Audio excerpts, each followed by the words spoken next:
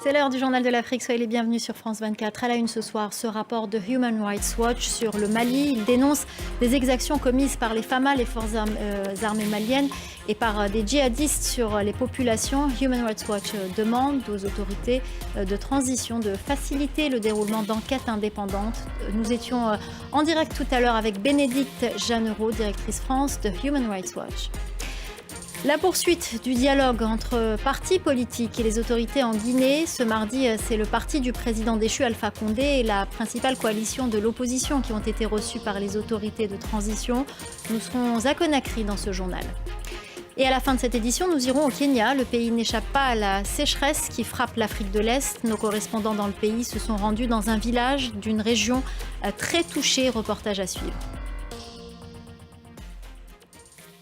On commence donc par ce rapport de Human Rights Watch qui dénonce des exactions commises par l'armée malienne, mais pas seulement. Le rapport épingle également les attaques djihadistes à répétition qui ciblent à la fois les FAMA et les populations. Bénédicte Jeannereau, directrice France de l'ONG, était avec nous tout à l'heure. Elle est revenue sur le contenu de ce rapport. Écoutez. Nous avons mené... En Guinée, les consultations entre l'opposition et le pouvoir de transition se poursuivent. Ce mardi, c'était au tour du RPG, la formation de l'ex-président Alpha Condé, et de la principale coalition d'opposition de rencontrer l'exécutif. La correspondance à Conakry de Malik Diakité. Dans le reste de l'actualité, en bref et en images, cet énième retard dans le processus électoral qui doit mener à la désignation d'un nouveau président en Somalie. Le pays n'a pas achevé les élections à la chambre basse du Parlement à la date butoir fixée ce mardi.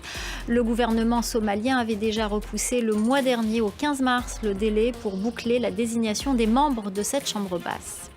L'hommage à l'écrivain Mouloud Faraoun, l'ambassadeur de France en Algérie, accompagné du ministre algérien des anciens combattants, a déposé ce mardi au nom du président Emmanuel Macron une gerbe de fleurs en l'honneur de l'écrivain algérien assassiné il y a 60 ans par l'OAS, une organisation clandestine opposée à l'indépendance de l'Algérie. Une gerbe de fleurs déposée devant une plaque à la mémoire de Mouloud Faraoun, posée à l'endroit où il a été assassiné sur les hauteurs d'Alger. Au Sénégal, un médiateur dans la crise en Casamance a appelé à l'arrêt de l'opération en cours de l'armée sénégalaise contre des rebelles indépendantistes dans cette région du sud du pays. L'armée sénégalaise avait annoncé avoir lancé dimanche une offensive contre des rebelles de Casamance pour démanteler les bases de leur chef militaire. Et on vous parle de nouveau de la sécheresse en Afrique de l'Est. Elle continue à faire des dégâts. Cette semaine, nous vous emmenons dans le nord du Kenya. Nos correspondants se sont rendus dans le comté d'Isiolo, où il n'y a pas eu de saison de pluie depuis 2 ans. Caroline Kimeu et Bastien Renouille se sont rendus dans le village de Kulamawe, ce qui signifie en swahili « manger des pierres », un nom particulièrement évocateur. Reportage. Cette bonne nouvelle pour finir, l'architecte burkinabé Francis Kéré, pionnier des constructions durables au service des populations, s'est vu décerner le prix Pritzker.